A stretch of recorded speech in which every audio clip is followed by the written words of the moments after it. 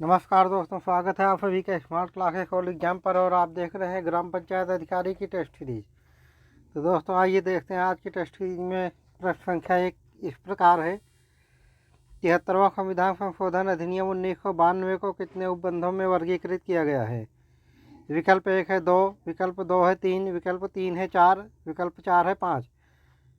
तो 73वां संविधान संशोधन अधिनियम 1992 को 2 उपवर्गों में वर्गीकृत किया गया है। तो सही आंसर है विकल्प संख्या 1। तो दोस्तों ये 2 उपबंध हैं, आदेशात्मक और स्वविवेकी। तो आइए जान लेते हैं इसके बारे में, एक बार डिटेल में जान लेते हैं दोस्तों। आदेशात्मक उपबंध ग्राम स्तर 1, ये इसके आदेशात्मक उपबंध में क्या क्या है एक बार इसके बारे में जानते हैं दोस्तों। इसमें है ए, ग्राम स्तर पर ग्राम सभा स्थापित करना जिसमें पंचायत के क्षेत्र के अंतर्गत आने वाले गांव से संबंधित निर्वाचक नामावली में पंजीकृत लोग शामिल हों।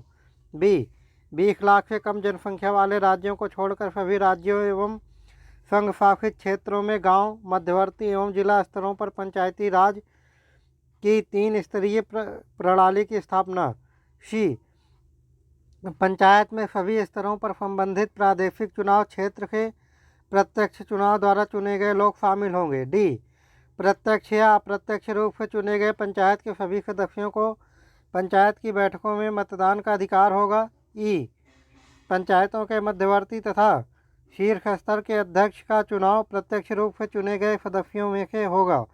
एफ, सदस्यता तथा पंचायतों के अध्यक्षों के कार्यालयों में अनुसूचित जातियों तथा अनुसूचित जनजातियों के लिए आरक्षण पंचायत में उनकी जनसंख्या के आधार पर किया जाएगा।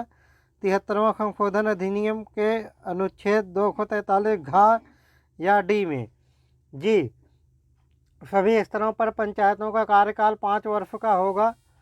यदि कोई पंचायत इस समयावधि से पहले किसी भी कारण से विघटित हो जाती है तो 6 माह की समयावधि के भीतर पुनः चुनाव करवाए जाएंगे। यदि पंचायत की अवधि 6 माह से कम रह गई हो तो इस अवधि के लिए चुनाव करवाना अनिवार्य नहीं होगा। एच, अधिनियम के प्रारंभ होने से 1 वर्ष की अवधि के अंदर राज्य वित्त आयोग का गठन तथा उसके पश्चात संविधान के अनुच्छेद 280 की उपधारा ख में जोड़ी गई थी। इस उपधारा के अनुसार केंद्रीय वित्त आयोग राज्य सरकार के वित्त आयोग द्वारा की गई सिफारिशों के आधार पर राज्य में पंचायत के संसाधनों की आपूर्ति करने के लिए राज्य की संचित निधि में वृद्धि करने के लिए आवश्यक उपाय की सिफारिश अध्यक्ष से करेगा।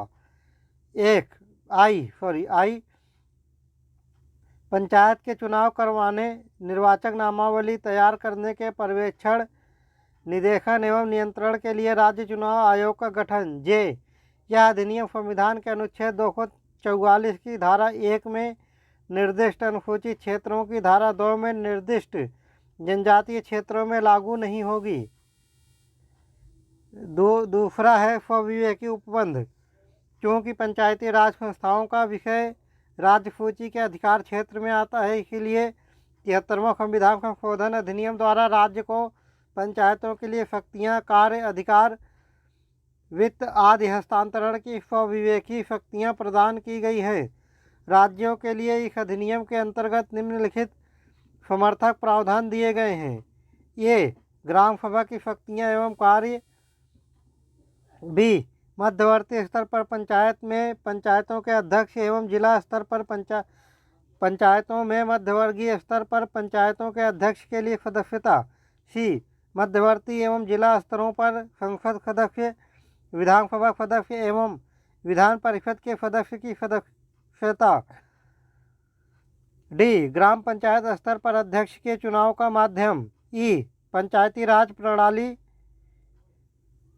की विभिन्न श्रेणियों पर सदस्यता के साथ साथ अध्यक्षता के लिए नागरिकों के पिछड़े वर्गों के पक्ष में सीटों का आरक्षण। एफ, पंचायतों को निहित शक्तियां, प्राधिकार एवं उत्तरदायित्व देना जो उनके लिए स्वशासन के प्रभावी संस्थाओं के रूप में कार्य करने के लिए अनिवार्य है और निम्नलिखित के संदर्भ में उपयुक्त स्तरों पर पंचायतों को शक्तियों एवं उत्तरदायित्वों के हस्तांतरण का प्रावधान करना।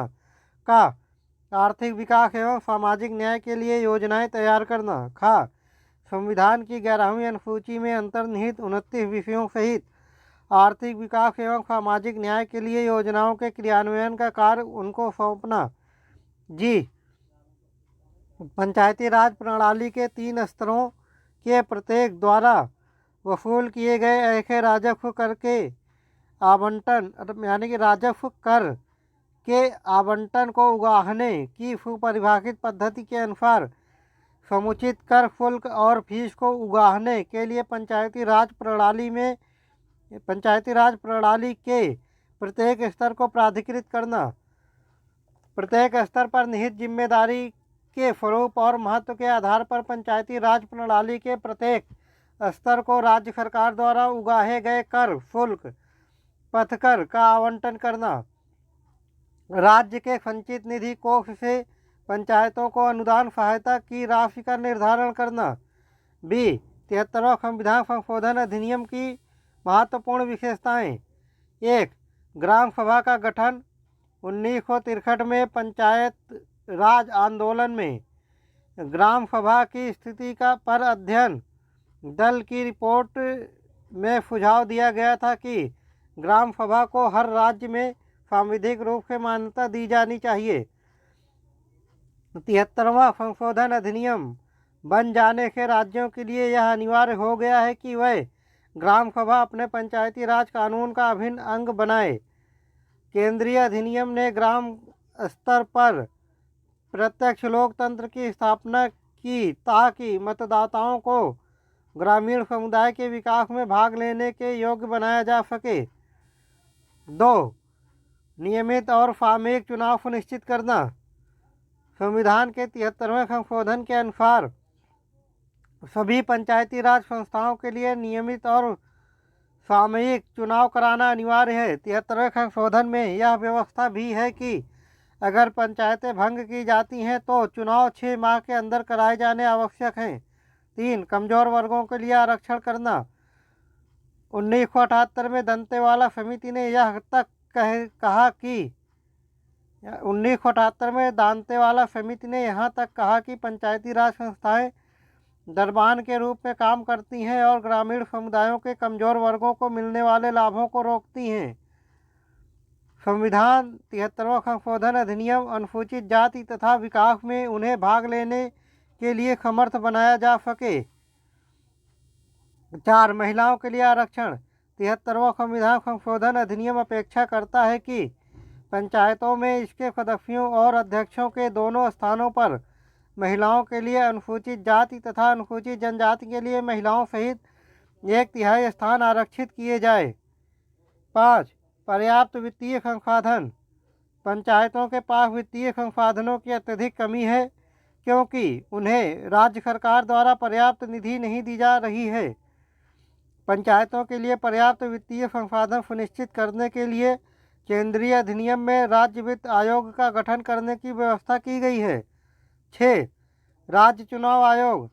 निम्नलिखित में पंचायतों के पर्यवेक्षण, निदेशन और स्वतंत्र एवं निष्पक्ष चुनाव करवाने के उद्देश्य राज्य चुनाव आयोग के गठन की भी व्यवस्था की गई है। 7. जिला योजना समिति का गठन। संविधान के अनुच्छेद 243(j)(d) में यह व्यवस्था है कि पंचायतों और नगर पालिका क्षेत्रों द्वारा तैयार की गई योजनाओं के समेकन के लिए जिला स्तर पर जिला योजना समिति का गठन किया जाएगा। ड्राफ्ट योजना तैयार करते समय यह स्थानिक योजना भौतिक एवं प्राकृतिक स्रोतों, संरचनात्मक एवं पर्यावरणीय संरक्षण को भी ध्यान में रखेगी। इस अधिनियम के पूरे जिले की विकास संबंधी योजना तैयार करने के लिए जिला स्तर पर सांविधिक निकाय की व्यवस्था की जाती है। सी है संविधान 73वां संशोधन अधिनियम 1992 का कार्यान्वयन। 1. अनुरूपता विधान। राज्य विधानसभा के लिए यह आवश्यक था कि वह अपने पंचायत अधिनियमों को केंद्रीय विधान के अनुरूप इसे लागू होने के 1 वर्ष के भीतर अर्थात 24 अप्रैल 1994 तक संशोधित कर लें। 25 राज्यों और 7 केंद्र शासित प्रदेशों में से 21 राज्यों और 6 संघ शासित प्रदेशों संशोधित अधिनियम लागू किया जाना अपेक्षित था। यह अधिनियम मेघालय, मिजोरम और नागालैंड के लिए लागू नहीं था क्योंकि ये राज्य छठी अनुसूची के क्षेत्रों का भाग हैं। संघ शासित क्षेत्रों में से यह दिल्ली पर लागू नहीं है क्योंकि इसमें केवल शहरी क्षेत्र शामिल हैं। 2. संविधान की 11वीं अनुसूची में ऐसे 29 विषय दिए गए हैं जो पंचायती राज संस्थाओं को सौंपे जा सकते हैं। इन्हें मोटे तौर पर निम्नानुसार वर्गीकृत किया जा सकता है। 1.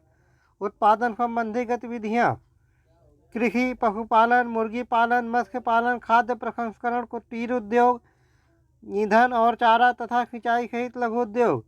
2.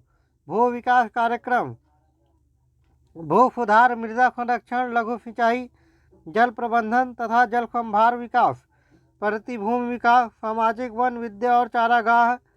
3. कमजोर वर्गों के लिए सामाजिक और आर्थिक उत्थान के लिए गरीबी उन्मूलन तथा संबंधित कार्यक्रम। 4.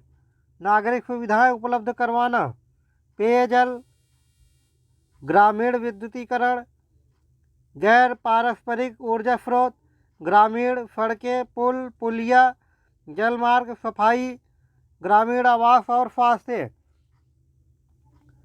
5. शिक्षा एवं सांस्कृतिक गतिविधियाँ: प्राथमिक पाठशाला, प्रौढ़ शिक्षा, तकनीकी शिक्षा तथा पुस्तकालय। 6. समाज कल्याण: महिलाओं और बाल विकास का कल्याण, परिवार कल्याण, विकलांगों और मंदबुद्धि वाले व्यक्तियों की देखरेख। 7. सामुदायिक परिसंपत्तियों और सार्वजनिक वितरण प्रणाली का रखरखाव। 8. ग्रामीण बाजारों और ग्रामीण मेलों का आयोजन करना और नियंत्रण करना। 11वीं अनुसूची के विषय अनुच्छेद 243G में हैं। वो विषय निम्नलिखित हैं। आइए एक बार चर्चा कर लेते हैं कौन कौन से विषय हैं। 29 विषय की चर्चा है आर्टिकल 243G में। 1. कृषि एवं कृषि विकास। 2. भूमि विकास, भूमि सुधार, चकबंदी और भूमि संरक्षण। 3. लघु सिंचाई, जल प्रबंधन और जल क्षेत्र का विकास। 4. लघु उद्योग जिनके अंतर्गत खाद्य प्रसंस्करण उद्योग भी हैं। 5. मत्स्य उद्योग, पशुपालन। 6. सामाजिक वानिकी और फार्म वानिकी। 7. पशुपालन, डेयरी उद्योग और कुक्कुट पालन। 8. पेयजल। 9. लघु अनुपज। 10. खादी ग्रामोद्योग और कुटीर उद्योग। 11. ग्रामीण आवास। 12. ईंधन और पशु चारा। 13. सड़कें, पुलिया, पुल, फेरी, जलमार्ग तथा अन्य संचार साधन। 14. ग्रामीण विद्युतीकरण जिसके अंतर्गत विद्युत का वितरण है। 15. अपारंपरिक ऊर्जा स्रोत। 16. गरीबी उन्मूलन कार्यक्रम। 17. शिक्षा, प्राथमिक और माध्यमिक विद्यालय सहित शिक्षा। 18. तकनीकी प्रशिक्षण और व्यावसायिक शिक्षा। 19. प्रौढ़ और अनौपचारिक शिक्षा। 20. परिवार कल्याण। 21. सांस्कृतिक क्रियाकलाप। 22. बाजार और मेले। 23. सामुदायिक आस्तियों का अनुरक्षण। 24. दुर्बल वर्गों, अनुसूचित जातियों व जनजातियों का कल्याण। 25. महिला व बाल विकास। 26. समाज कल्याण, दिव्यांग एवं मानसिक मंद व्यक्तियों सहित। 27. सार्वजनिक वितरण प्रणाली। 28. स्वास्थ्य एवं स्वच्छता। 29. लघु सिंचाई, जल प्रबंधन और जल विभाजक क्षेत्र का विकास। उत्तर प्रदेश राज्य में पंचायती राज व्यवस्था संबंधी संवैधानिक उपबंध व्यवस्थाएं एवं महत्वपूर्ण संशोधन, इस पर एक बार चर्चा कर लेते हैं दोस्तों। उत्तर प्रदेश पंचायती राज भारतीय संसद द्वारा पारित 73वें संविधान संशोधन अधिनियम 1993 के तहत प्रदेश सरकार ने उत्तर प्रदेश पंचायती राज अधिनियम 1994 को पारित किया। यहाँ पर 1000 की जनसंख्या पर पंचायत क्षेत्र एवं इससे कम होने पर कई गांवों को सम्मिलित करके पंचायती क्षेत्र का गठन किया जाता है। सामूहिक विकास का प्रशासनिक ढांचा, एक है राष्ट्रीय स्तर और दूसरा है प्रधानमंत्री। जो राष्ट्रीय स्तर पर है सभी मंत्रीगण, राज्य स्तर, जिला स्तर, खंड स्तर और ग्राम स्तर। प्रधानमंत्री है राष्ट्रीय विकास परिषद, सभी राज्यों के मुख्यमंत्री हैं इसमें। फिर राज्य विकास समिति, इसका अध्यक्ष मुख्यमंत्री होता है। विकास आयुक्त सचिव होता है इसमें। जिला विकास अधिकारी डीडीओ होता है, डीडीओ डिस्ट्रिक्ट डेवलपमेंट ऑफिसर। खंड विकास अधिकारी यानी कि बीडीओ ब्लॉक डेवलपमेंट ऑफिसर। फिर ग्राम सेवक, फिर जनता। पंचायत के संबंधित अनुच्छेद एक नज़र डाल लेते हैं इस पे दोस्तों। अनुच्छेद 243 ग्राम पंचायत व्यवस्था, 243A ग्राम सभा, 243B पंचायतों का गठन, 243C पंचायतों की संरचना, 243D स्थानों पदों का आरक्षण, 243E पंचायतों की अवधि, 243F सदस्यता के लिए निर्भरताएँ, 243G पंचायतों की शक्तियाँ, प्राधिकरण और उत्तरदायित्व। इसी में इसके 29 विषय दिए गए हैं पंचायतों के। 243H पंचायतों द्वारा अधिरोपित करने की शक्तियाँ, पंचायतों द्वारा कर अधिरोपित करने की शक्तियाँ और उनकी निधियाँ। आई वित्तीय स्थितियों, 243I वित्तीय स्थिति के पुनर्विलोकन के लिए वित्त आयोग का गठन। 243J पंचायतों के लेखाओं की संपरीक्षा विधानमंडल द्वारा। 243K पंचायतों के लिए निर्वाचन। 243L संघ राज्य क्षेत्रों में लागू होना। 243M इस भाग का कतिपय क्षेत्रों पर लागू न होना। 243N विद्यमान विधियों और पंचायतों का बने रहना। 243O निर्वाचन संबंधी मामलों में न्यायालयों के हस्तक्षेप का वर्जन। तो दोस्तों आज के टेस्ट में इतना ही था और आज का टेस्ट समाप्त होता है। अगर आप इसी तरह की वीडियो को लगातार देखना चाहते हैं तो हमारे channel smart class call exam को लाइक, सब्सक्राइब और शेयर ज़रूर करें। कल फिर मिलते हैं दोस्तों इसी टाइम पर और नेक्स्ट वीडियो के साथ। तब तक के लिए जय हिंद।